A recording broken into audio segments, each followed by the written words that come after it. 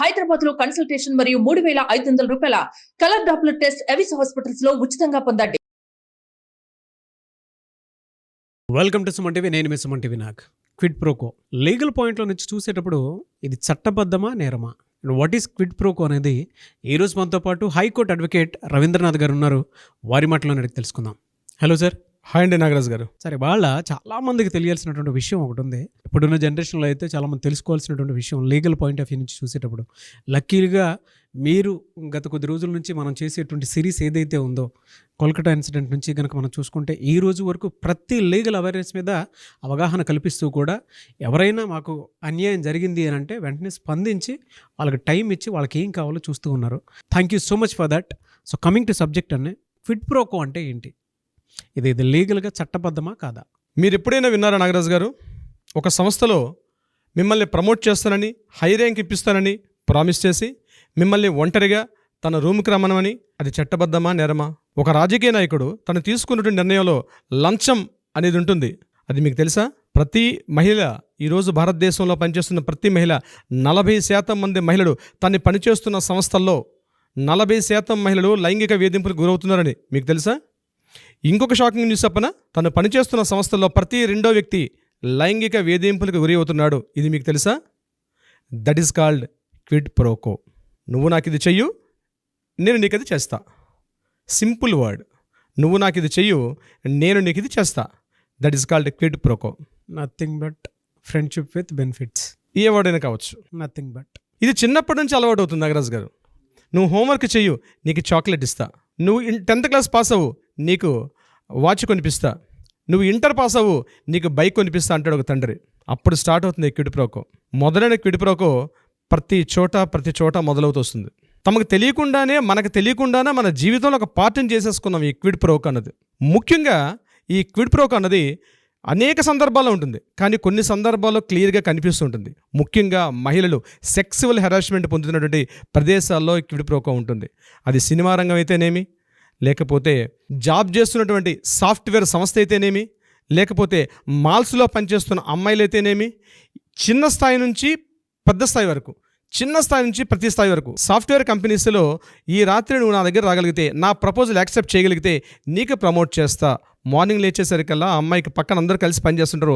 ఒక అమ్మాయికి అందులో ప్రమోషన్తో పై ర్యాంక్ ప్రాజెక్ట్ మేనేజర్ అవుతుంది. తను మాత్రం అక్కడే ఉంటావు ఇంకొక అమ్మాయి. దానికి కారణం కట్ చేస్తే క్విడ్ ప్రోకో. ఇంకో సంస్థలో ఒక అమ్మాయికి హీరోయిన్ గానో లేకపోతే మరొకటో ర్యాంకుల ప్రమోషన్ వస్తుంది. తనతో పనిచేసిన మిగిలిన తోటి నటీమణులు అక్కడే ఉంటారు. క్యాస్టింగ్ కౌచ్ అనే పేరు పెడతారు, ఏదైనా కావచ్చు పదం. కట్ చేస్తే అమ్మాయి 4 సినిమాల్లో టాప్ ర్యాంకులు కనిపిస్తుంది. ఈమెతో పనిచేసిన పక్కన నటీమణులు మాత్రం అక్కడే ఉంటారు. దీనికి కారణం క్విడ్ ప్రోకో. ఒక పనిచేస్తున్నటువంటి ఒక అవినీతి లంచపరుడు, అంటే తన పనిచేస్తున్న ఒక ఉద్యోగి తన ఒక కాంట్రాక్ట్ టెండర్ ఇవ్వాలంటే కాంట్రాక్టర్కి ఒక అమౌంట్ ఇవ్వాలి. అమౌంట్ చూపించి ఆ కాంట్రాక్ట్ని తీసుకుంటాడు. ఒక టెండర్ వేశారు, ఒక కాంట్రాక్ట్ ఇవ్వాలి. ఆ కాంట్రాక్ట్లో 4 వేస్తారు, అందులో ఒకతనికి మాత్రమే కాంట్రాక్ట్ వస్తుంది, మిగిలిన ముగ్గురు అక్కడ డ్రాప్ అవుతారు. దానికి కారణం క్విడ్ ప్రోకో. ఇది భారతదేశంలో స్థానికంగా ఉన్నటువంటి గ్రామాల స్థాయి నుంచి దేశ అత్యున్నత స్థాయి వరకు కూడా, నేను పేర్లు చెప్పను కానీ, చిన్న షెడ్లు వేసుకుని పనిచేసే సంస్థల దగ్గర నుంచి ఉన్నత స్థాయి వరకు ఉన్నటువంటి రిలయన్స్లు, అంబానీలు, ఆదాని స్థాయి వరకు కూడా జరిగేదే క్విడ్ ప్రోకో. అయితే ఇది చట్టబద్ధమా నేరమా అన్నది మనం డిస్కస్ చేద్దాం నాగరాజు గారు. అయితే నాగరాజు గారు, దీనికి సంబంధించి నేను పాయింట్ వైజ్గా చెప్పుకుంటూ వెళ్తా. ఏ సందర్భాల్లో క్విడ్ ప్రోకో ఉంటుంది, ఏ సందర్భాల్లో క్విడ్ ప్రోకో చట్టబద్ధత కలిగి ఉంటుంది, ఏ సందర్భాల్లో ఇది చట్టబద్ధత లేకుండా నేరంగా పరిగణిస్తారు అన్న సందర్భాన్ని మీకు విశదీకరించే ప్రయత్నం చేస్తాను. ముఖ్యంగా ఈ సెక్సువల్ హెరాస్మెంట్స్ ఎక్కడ పొందినటువంటి సాఫ్ట్వేర్ సంస్థలు అయితేనేమి, మాల్స్లో పనిచేసే అమ్మాయిలు అయితేనేమి, పెద్ద ఈ సినిమా రంగంలో అయితేనేమి, టెలివిజన్ రంగం అయితేనేమి, మీడియా రంగం అయితేనేమి, ఇక్కడ పనిచేస్తున్న మహిళలు తమకు తెలియకుండానే, తమకు ఇన్వాల్వ్మెంట్ లేకుండానే ఈ క్విడ్ ప్రోకో అన్నటువంటి ఒక మూమెంట్లోకి వెళ్ళిపోతారు. అయితే నేను వాళ్ళకి చెప్పేది ఒకటే, మీరు క్విడ్ ప్రోకోలోకి వెళ్ళేటప్పుడు అట్లీస్ట్ ఒక అవేర్నెస్తో కలిగి ఉండండి. ఇది మిమ్మల్ని ఎక్కడ దారితీస్తుందంటే, తర్వాత ఊపిలోకి దిగిన తర్వాత, అయ్యో నేను ఊపిలో దిగబడిపోయానే, నేను ఒక చిత్తడినెలో దిగిపోయానే అని తర్వాత మీకు తెలుస్తుంది. విషయం ఏంటంటే, మిమ్మల్ని ప్రమోట్ చేయాలి. ఉన్నటువంటి 100 మందిలో మిమ్మల్నే ప్రమోట్ చేయాలంటే ఏదో ఎక్స్పెక్ట్ చేస్తాడు మీ పైన ఉన్నటువంటి ఆఫీసర్ కావచ్చు, ఆ సంస్థలో ఒక దర్శకుడు కావచ్చు, లేకపోతే ఆ సంస్థలో గొప్పవాడు కావచ్చు, సమ్ ఎక్స్వైజెడ్, ఏ కేటగిరీస్ వైజ్ మనం పేరు పెట్టుకున్నప్పుడు కూడా మిమ్మల్ని ఏదో ఒకటి ఎక్స్పెక్ట్ చేసి, నువ్వు నాకు ఇది చేస్తే నేను నీకు అది చేస్తాను, లేకపోతే నీ దగ్గర ఉన్నటువంటి ఆ పర్సన్ని పంపిస్తే నేను ఈ పని చేస్తాను అని ఎప్పుడైతే ప్రపోజల్ పెట్టడం జరిగిందో మీరు అలర్ట్ అవ్వడం మంచిది. ఇది చట్టరీత్యా నేరం. ఎందుకంటే మహిళలకు ప్రత్యేకించి పోషి యాక్ట్స్ ఉన్నాయి. ముఖ్యంగా పనిచేస్తున్న ఎక్కడైతే సంస్థలు ఉన్నాయో ప్రివెన్షన్ కావచ్చు, ప్రివెన్షన్ రిడ్రెసల్ యాక్ట్స్ ఉన్నాయి. 2013 ప్రకారం పనిచేస్తున్న ప్రతి సంస్థల్లో కూడా ఒక చట్టబద్ధత కలిగినటువంటి ఒక మహిళా కమిటీ ఉండాలి. మీకేమైనా ఇబ్బందులు కలిగినట్లయితే డెఫినెట్గా మహిళా కమిటీకి మీరు సూచించుకోవాలి, నాకు ఇలా ఇబ్బంది కలుగుతుందని. అప్పుడు దాన్ని కాన్ఫిడెన్షియల్గా మెయింటైన్ చేస్తారు. ఈ కాన్ఫిడెన్షియల్ మెకానిజం డెవలప్ అవ్వాలి. కాన్ఫిడెన్షియల్ మెకానిజం డెవలప్ కాకపోవడం వల్లే ఇటీవల మనం చూసినట్టు జానీ మస్ట్ ఇష్యూ కావచ్చు, ఇంతకుముందు మనం మలయాళ రంగంలో చూసిన ఇష్యూ కావచ్చు, రీసెంట్గా మనం ముంబై రంగంలో చూసిన ఇష్యూ కావచ్చు, ఢిల్లీలో మనం కొన్ని ఇష్యూస్ చూసాం. మనకి తెలియనటువంటి సాఫ్ట్వేర్ సంస్థల్లో బయటికి చెప్పుకోలేక, ఎందుకంటే ఎన్నో బాధలు పడుతున్న కొన్ని వేల మంది, లక్షల మంది అమ్మాయిలు ఈ సంస్థలో ఉన్నారు. నాగరాజు గారు, నేను సాహసం చేస్తున్నాను యాజ్ బీయింగ్ అన్ అడ్వకేట్గా. మమ్మల్ని చాలామంది సంప్రదిస్తున్నారు, సార్ నేను ఈ పరిస్థితిలో ఉన్నాను అని. రీసెంట్గా మేము ఒక వన్ వీక్ బ్యాక్ నేను పేరు చెప్పడానికి ఇష్టపడిన ఒక కంపెనీ పేరుంది, వాళ్ళు మా దగ్గరికి వచ్చారు. సార్ నా ప్రాజెక్ట్ మేనేజర్ ఆయన యూఎస్ఏ రమ్మంటున్నాడు, నన్ను వెళ్ళమంటారా వద్దా? నేను వెళ్తే నాకు ప్రమోషన్ వస్తుంది, మా హస్బెండ్ పనిచేసే పరిస్థితిలో లేడు, నేను నా ఫ్యామిలీ కోసం వెళ్ళే పరిస్థితిలో ఉన్నాను. ఇటువంటిప్పుడు నేను ఏ రకమైన ప్రికాషన్ తీసుకోవాలి? ఆ అమ్మాయి కాస్త తెలివైనది కాబట్టి తను ప్రికాషన్స్ తీసుకుంది. నేను కొన్ని సలహాలు ఇవ్వడం జరిగింది. ఆ సలహాలు ఆచరించి తను అమెరికా వెళ్ళింది. వచ్చిన తర్వాత ఏమైంది అన్నది నేను అంత డీటెయిల్గా నేను మిమ్మల్ని ప్రయత్నం చేయను. బట్ నేను ఏమంటానంటే, ముఖ్యంగా మహిళలు ఈ విషయంలో తాము ఎక్కడైతే పనిచేస్తున్నారో వయసుతో తారతమ్యం లేదు. రీసెంట్గా జానీ మాస్టర్ విషయంలో మనం చూసాం, 16 ఏళ్ళ అమ్మాయి, 2017 అనుకుంటాను. సో ఇక్కడ ఏంటంటే ఆ అమ్మాయి మైనర్గా ఉన్నప్పుడే తను ఒక టెలివిజన్ షోలో తను పార్టిసిపేట్ చేసిన తర్వాత ఆ అమ్మాయిని అంచెలంచెలుగా ఇస్తా అని చెప్పి, అది as it right or wrong I don't know exactly, but మనకు అందిన ఇన్ఫర్మేషన్ ఈరోజు మనకి సోషల్ మీడియాలో ఉన్న సమాచారం మేరకు నేను తెలియపరుస్తున్నాను. సో ఇక్కడ కూడా క్విడ్ ప్రోకో జరిగింది. ఎగ్జాక్ట్లీ మనకి తెలిసినటువంటి విషయాలు ఇవి. మనకు తెలియకుండా ఎన్నో రంగాల్లో ప్రతి అమ్మాయిలు ఈరోజు సెక్సువల్ హెరాస్మెంట్ అనుభవిస్తున్నారు. ఇది క్విడ్ ప్రోకో కిందకు వస్తుంది డెఫినెట్గా. సో దీనికి సంబంధించి నేను విపులీకరణ చేయాలంటే మనం ఒక స్పెషల్ ఎపిసోడ్ చేయాలి నాగరాజు గారు. సో నేను ఓవరాల్గా క్విడ్ ప్రోకో ఎలా ఉంటుందని చెప్పే ప్రయత్నం చేస్తున్నాను ఈ ఎపిసోడ్ ద్వారా మాత్రమే. రెండవది, ముఖ్యంగా వ్యాపార రంగంలో క్విడ్ ప్రోకో ఉంటుంది. వ్యాపార రంగంలో ఎలా ఉంటుంది అంటే, ఒక సాఫ్ట్వేర్ కంపెనీ ఉంది ఎగ్జాంపుల్. ఆ కంపెనీ ఒక ప్రాజెక్ట్ వేరే వాళ్ళకి ఇస్తారు, దాన్ని డిజైన్ చేసే వ్యక్తులు ఉంటారు కొంతమంది. సో ఒక టీమ్ ఆఫ్ వర్క్ చేస్తారు. సో ఆ టీమ్ వర్క్ ఆ ప్రాజెక్ట్ డిజైన్ చేస్తే దానికి కంటిన్యూటీగా కొంత పేమెంట్ చేస్తారు. Is it right or wrong? Exactly right. ఇక్కడ కూడా క్విడ్ ప్రోకో జరిగింది, కానీ చట్టబద్ధత కలిగి ఉంది. చట్టానికి లోబడి అక్కడ పేమెంట్ తీసుకున్నారు, ఒక అమౌంట్ తీసుకున్నారు, ఈ ప్రాజెక్ట్ వర్క్ చేస్తే ఈ ప్రాజెక్ట్ చేస్తామని చెప్పి. ఇది చట్టబద్ధత కలిగిన వ్యాపార రంగంలో ఇటువంటి యాక్టివిటీస్ ఉంటాయి. ఇది కూడా చట్టబద్ధత కలిగినటువంటి క్విడ్ ప్రోకో. ఇక్కడ యాక్ట్ ఉంది, చేసుకోవచ్చు. రెండవది కరప్షన్. ముఖ్యంగా గవర్నమెంట్ ఎంప్లాయీస్ ఉన్నటువంటి అధికారులు తమ ఆఫీసులో పనిచేసే సంస్థలు, అంటే ఒక గవర్నమెంట్ ఎంప్లాయీ ఉంది, ఒక హెల్త్ డిపార్ట్మెంట్ వర్కే తీసుకుందాం. ఈ హెల్త్ డిపార్ట్మెంట్ వర్క్స్లో ఒక టెండర్ పిలిచారు. ఆ టెండర్కి అక్కడ వాల్స్ కన్స్ట్రక్షన్ చేయడం, లేకపోతే ఏదో రెన్యువేషన్ వర్క్స్ చేయాలి. దీనికి సంబంధించి టెండర్లు పిలుస్తారు. పిలిచేటప్పుడు ఏదో ఒక ప్రపోజల్ నోట్ వేస్తారు, ఇంత బడ్జెట్ ఖర్చు అవుతుందని చెప్పి. టెండర్స్ పిలుస్తారు. ఇమ్మీడియట్గా అక్కడ ఏం చేస్తారు, ఓకే దీనికి ఇంత ఖర్చు అవుతుంది కాబట్టి తమకు తెలిసిన టెండర్స్ వేసి, ఈ కాంట్రాక్ట్ తమకు అందితే మేము ఇంత అమౌంట్ ఇస్తాం సార్, మీకు ఒక లగ్జరీ ట్రిప్ ఇస్తాం, మీరు ఒక ఫారెన్ ట్రిప్ ఏర్పాటు చేస్తాం, ఏదో ఒక ఆఫర్ ఇస్తారు వాళ్ళకి. That is called quid pro quo. దీనికి ఆశపడి ఆ ప్రభుత్వం చేస్తాడు. ఇక్కడ యాంటీ కరప్షన్ జరిగింది ఇక్కడ. సో ఇది అవినీతి కిందకు వస్తుంది. ఇది నేరం. ఇది కూడా క్విడ్ ప్రోకో జరిగింది. మీకు అంత ఎందుకు నాగరాజు గారు? బెస్ట్ ఎగ్జాంపుల్ చెప్తాను.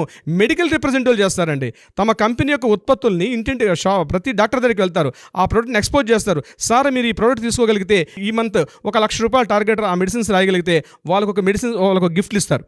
డాక్టర్స్కి మెడికల్ రిప్రజెంటేటివ్స్ వెళ్తారు, డాక్టర్ల దగ్గరికి వెళ్ళి అడుగుతారు అనమాట, సార్ ఈ ప్రోడక్ట్ మీరు ఇట్లా ప్రజెంటేషన్ ఇస్తారు, సార్ మాది పెయిన్ కిల్లర్స్ ఏదో ఎక్స్వైజెడ్ ఏదో ఉంటుంది, ఈ ఇంజెక్షన్స్ రాయండి, ట్యాబ్లెట్స్ రాయండి, ఈ మంత్ సీజన్లో ఇంత వర్త్ ఆఫ్ ప్రోడక్ట్ మీరు పంపించగలిగితే మేము మీకు ఒక ఇంటికి ఫ్రిడ్జ్లు ఇస్తాం, ఏసీలు ఇస్తాం, లేకపోతే ఫారెన్ ట్రిప్స్ ఇస్తాం, ఇట్లాంటివి కూడా చెప్తారు మెడికల్ రిప్రజెంటేటివ్స్.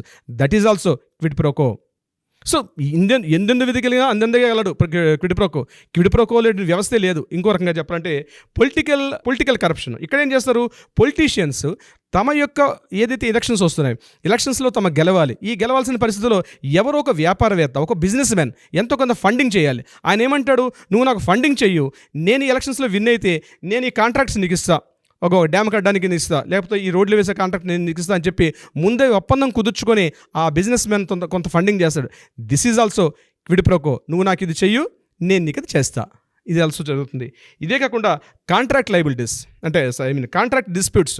ఏం చేస్తారు, కాంట్రాక్టర్ తమ చేసేటప్పుడు అక్కడ సిమెంట్, స్టీల్ ఇట్లాంటివన్నీ కూడా దానికి ఫండింగ్ చేయాల్సి వస్తుంది. ఇప్పుడు ఏమంటాడు ఈ కాంట్రాక్టరు, మీరు నాకు ఇంత మార్కెట్లో ఇచ్చిన కాస్ట్ కన్నా మీరు ఇంత కాస్ట్ తగ్గిస్తే నేను మీ రకంగా సపోర్ట్ చేస్తాను. ఈ కాంట్రాక్టర్ వాళ్ళతో కలిసి ఒక లాలూచి పెడతాడు. This is also quid pro quo.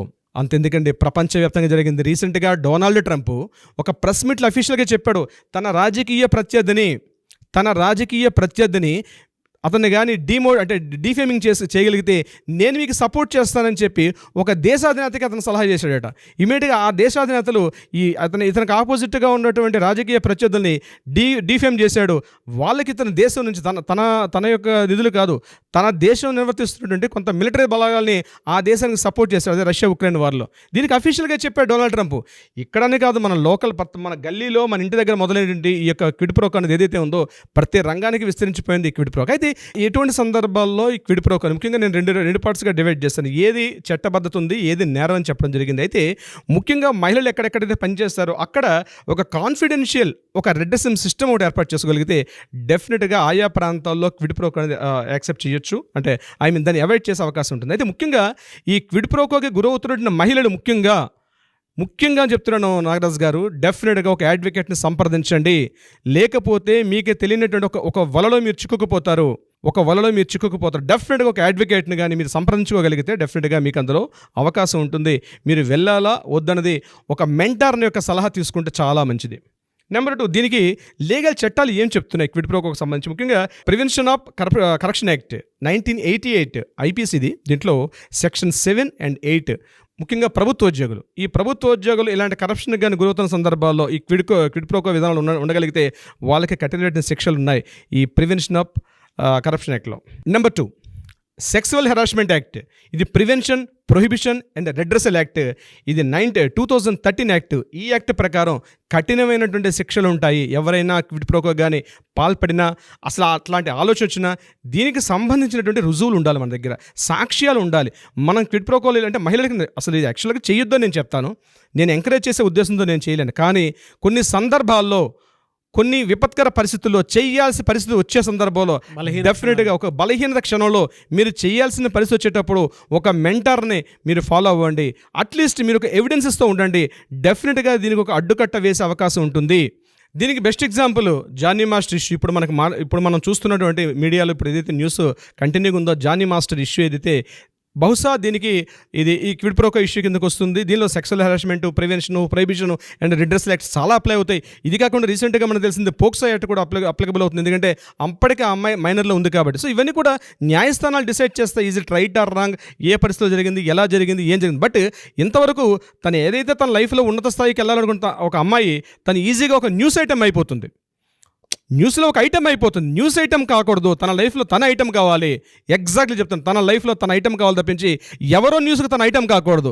అది స్త్రీలందరూ గుర్తుపెట్టుకోవాలి. ముఖ్యంగా సినిమా రంగంలో పనిచేస్తున్న అమ్మాయిలు కావచ్చు, లేకపోతే టెలివిజన్ రంగంలో పనిచేస్తున్న అమ్మాయిలు కావచ్చు, మీడియా రంగంలో పనిచేస్తున్న అమ్మాయిలు కావచ్చు.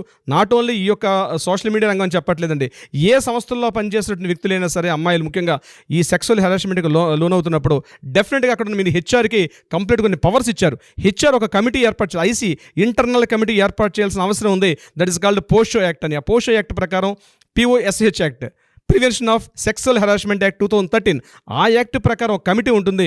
మీరు ఆ కమిటీ త్వరగా అప్రోచ్ చేయగలిగితే మిమ్మల్ని మీరు సేఫ్ చేసుకునే అవుతారు, లేకపోతే మీరు ఒక న్యూస్ ఐటమ్ అయిపోతారు. సరే, ఈ ప్రాసెస్లో ఎవరైనా నేను ఈ క్విడ్ ప్రోకోలో ఉన్నాను, నాకు అది చట్టబద్ధంగా కరెక్ట్ అనిపించట్లేదు, దీని నుంచి బయటపడాలనుకుంటున్నాను, నాకు మీ సలహాలు సూచనలు కావాలి అనుకున్నటువంటి వాళ్ళు ఉంటారు, మిమ్మల్ని అప్రోచ్ అవ్వచ్చా? డెఫినెట్గా నాగరాజు గారు, న్యాయాలు ఉన్నాయి, న్యాయస్థానాలు ఉన్నాయి, చట్టాలు ఉన్నాయి, మిమ్మల్ని ప్రొటెక్షన్ చేసే చాలా రకాలైన చట్టాలు ఉన్నాయి.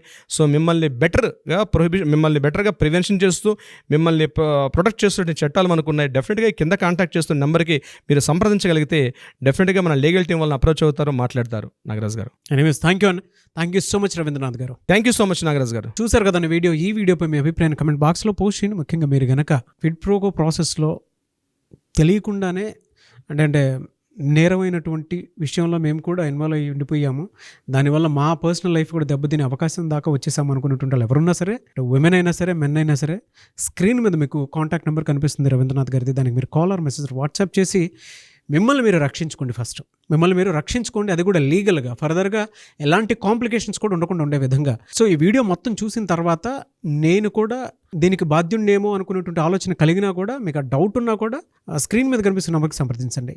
ఈ వీడియో లైక్ చేయండి, షేర్ మాత్రం తప్పకుండా చేయండి. ఇలాంటి మరిన్ని వీడియోస్ కోసం మా ఛానల్ ఫాలో అవ్వండి. Thank you.